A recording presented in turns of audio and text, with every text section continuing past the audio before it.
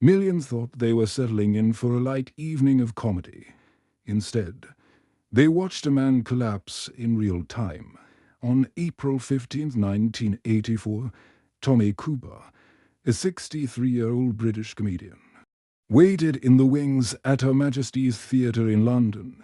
The show that night was live on ITV, a variety program going out across the entire country. Roughly 12 million people were watching from home as the broadcast unfolded. Inside the theatre, there wasn't an empty seat. The crowd buzzed with the easy confidence that Tommy Cooper would make them laugh. Cooper was a legend of British television. His whole it revolved round magic tricks that fell apart in the most ridiculous ways. Backstage, he quietly prepared for his next appearance. No drama, no nerves, just another routine. His assistant, Sandy Lawrence, slipped a red cloak over his shoulders and adjusted it so it sat right. He gave her a simple thank you and headed toward the stage lights.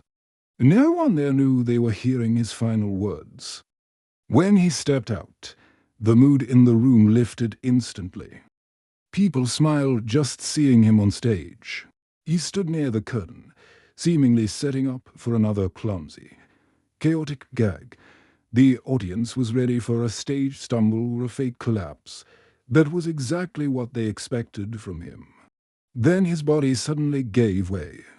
He leaned backward and slid down the curtain, crumbling onto the floor from the seats.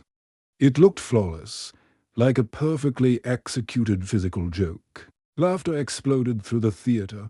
Viewers at home laughed too, assuming this was classic Tommy Cooper. For years he had trained audiences to see falling, flailing, and confusion as the punchline. This moment fit that pattern a little too well. In the control room, though, the director stared at the monitor.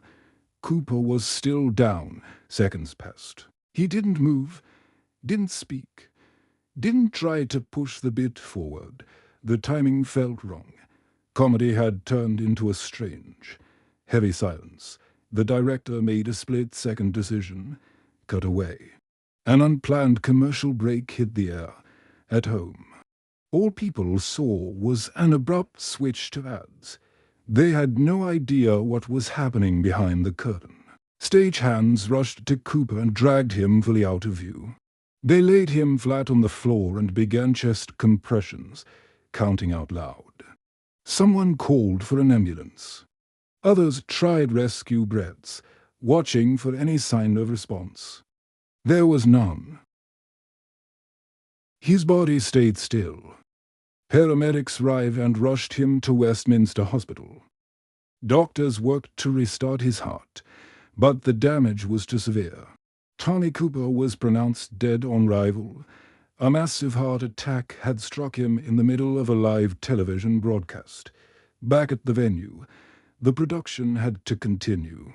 New acts were sent out while, just off stage, people tried and failed to save a life for millions of viewers. It remained a brilliant gag until the news broke. Only then did they realize the joke had never been a joke at all.